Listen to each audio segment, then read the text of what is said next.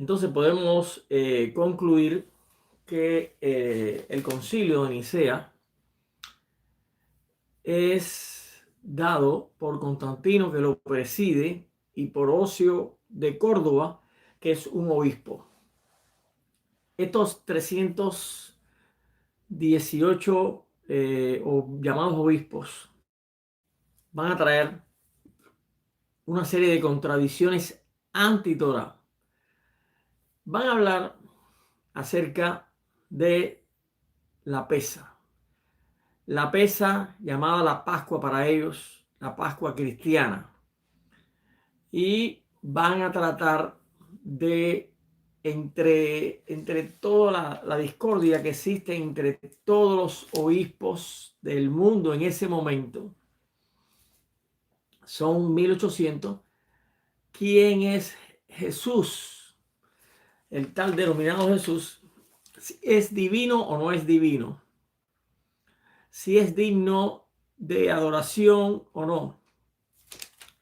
Así que van a hablar del Espíritu Santo, de mí, de María, Madre de Dios, el origen. O sea que hay una cantidad de desconocimientos de la Torá, porque aquí no hay ningún judío que haya traído, que pueda traer pues algo referente a la Torá. Y estos son desconocedores que tienen una mezcla pagana en su cabeza, en sus mentes, y ellos pues están desconcertados, y estos 318 pues empiezan a opinar de cosas que para un judío es muy clara, pero para ellos pues es una neblina.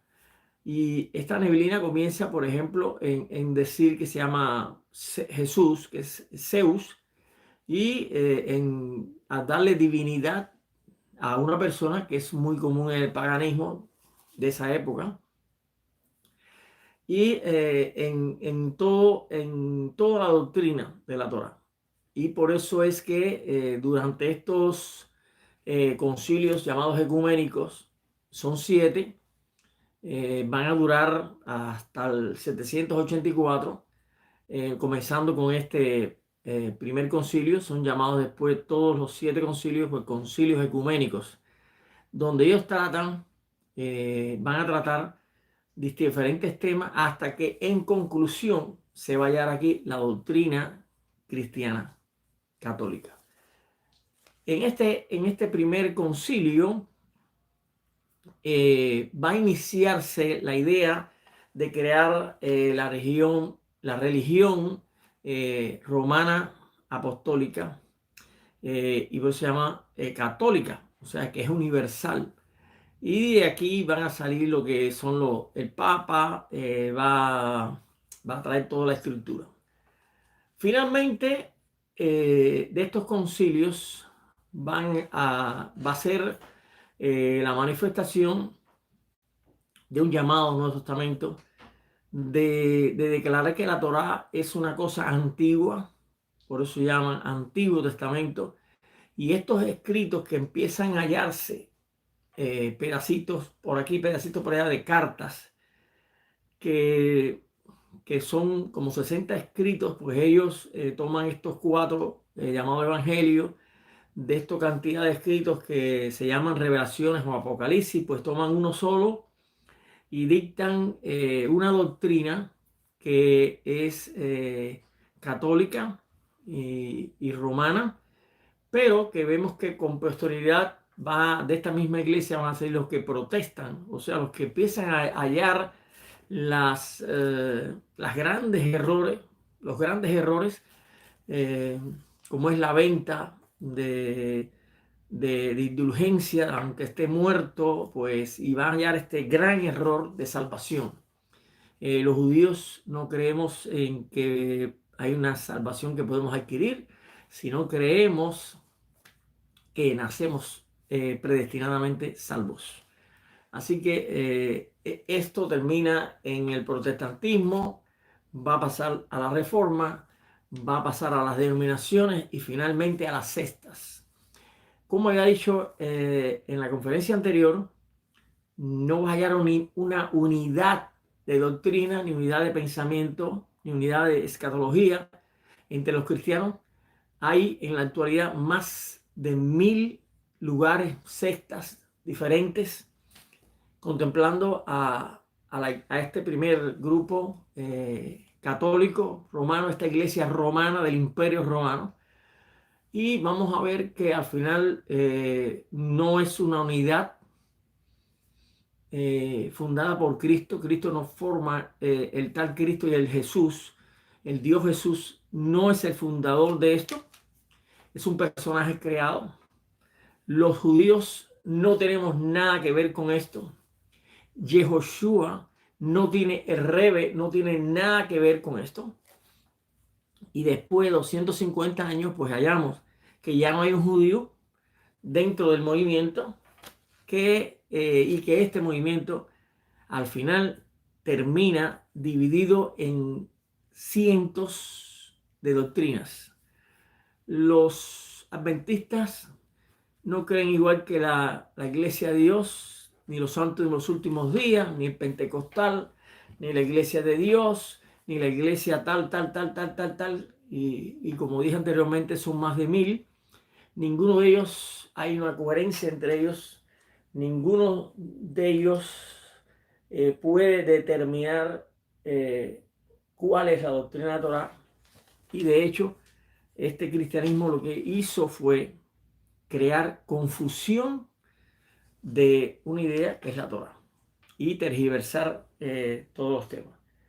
Mi propósito no es destruir el cristianismo, ya está destruido desde su inicio, y mostrar a ustedes que no hay una conexión entre Jesús y Yehoshua. Yehoshua es el Rebe.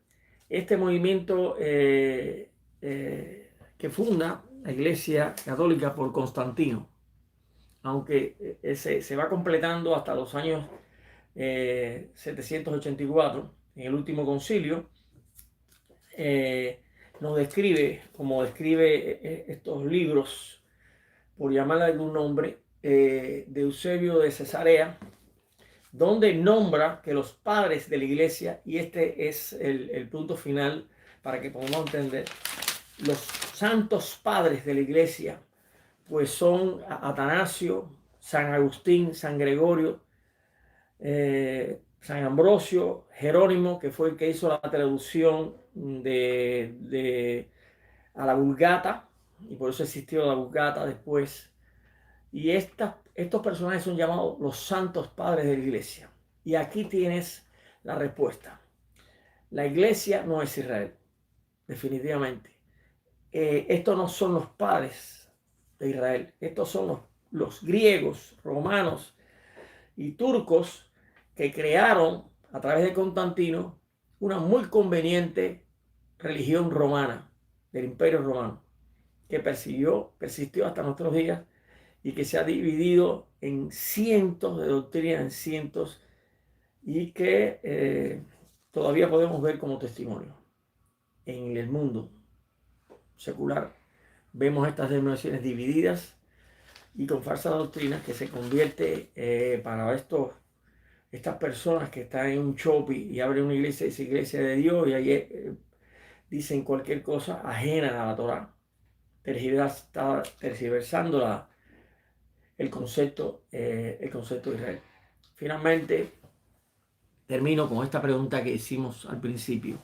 ¿Es Jesús el Mesías de Israel? No, absolutamente no. Y con todo lo que hemos hablado, concluimos que Yehoshua es el Mesías de Israel, pero no en el papel de el Melech HaMashiach. ¿Por qué? Porque la Torá y todo lo que podemos contemplar con los escritos que tuvimos en Nevi'im, que es el Tanakh, o sea, lo que llaman normalmente el Antiguo Testamento, refleja que hay un Mashiach ben Yosef y hay un Mashiach Melech HaMashiach. Los dos roles del Mashiach Uno es el que inicia la redención para Israel y que es Yehoshua, en la crisis más grande que existió en nuestro pueblo, en el colapso más grande, en el comienzo del gran exilio. Ahí estaba este joven, que no es Dios, que es un gran rebe y que es el iniciador de la Geulá, de la restauración de Israel. Evidentemente, estamos esperando al Melech HaMashiach. Es el rey Mesías, que va a ser el descendiente también de David y que va a funcionar como rey y que va a establecer el Malhut Hashem en la tierra el día en que él venga de la dimensión donde está. Yehoshua no preexistió como persona, no estaba en ningún cielo, nació y poco a poco se dio cuenta que sobre sus hombros estaba ser el Mashiach de Israel, como fue Moisés, también Mashiach, y como fueron Mashiach muchos, como Yehoshua, que en la Torá se nombra como Josué, su nombre es Yehoshua, y muy malintencionado decir que no se llamaba Yeshua, sino el hijo de Nun, Josué. Finalmente, durante este tiempo que hemos estado en estas 10 conferencias, hemos tratado todos de entender qué ha pasado para saber por qué Jesús es el anti-Mesías de Israel, porque se convirtió en anti-Mesías que también debería de aparecer. O sea, la imagen, el desarrollo, su vida de Jesús es la viva estampa de un anti-Mesías, una persona contraria a Israel, contraria al Mesías verdadero de Israel. Continuaremos empezando un ciclo de estudios de Kabbalah, pero estos términos que hemos hablado en estas 10 conferencias, pues era la base para poder entender qué es la Kabbalah.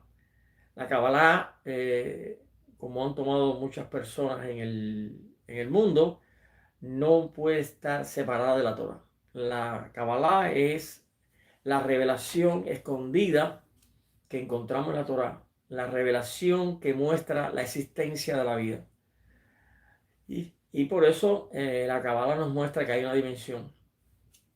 Recordamos que Hashem le dijo a Moshe, mientras estuvo en el Sinaí, dice, y posterior, antes de entrar a Eret Israel, le dijo, ya no puedes entrar ni salir. Dice que fue absorbido por esta dimensión. Esto es algo que vamos a estudiar también. Y esta dimensión donde Yehoshua entra después de su muerte. Así que deseo que todos hayamos comprendido hasta aquí la idea que nos muestra la Torá y por qué ninguno de los judíos aceptamos a Jesús. No es el Mashiach, no es Yehoshua, el personaje histórico de Israel. Así que los invito a que comencemos un nuevo ciclo hablando de Kabbalah para todos, una Kabbalah que podemos empezar a estudiar muy simple, a pesar de la complejidad de la Kabbalah, para poder entender después la profundidad. Así que os deseo muchas brajot para ustedes que están escuchando y muchas brajot también para sus familias, sus vidas, prosperidad en todo lo que emprendan y afianzarse a las promesas que Hashem dio para nosotros. Y considerando que nosotros somos hijos de el José hijos del José que vendieron los hermanos, hijos de los huesos secos y la oveja perdida de la casa de Israel. Shalom, shalom aleje, Javerín, y nos vemos.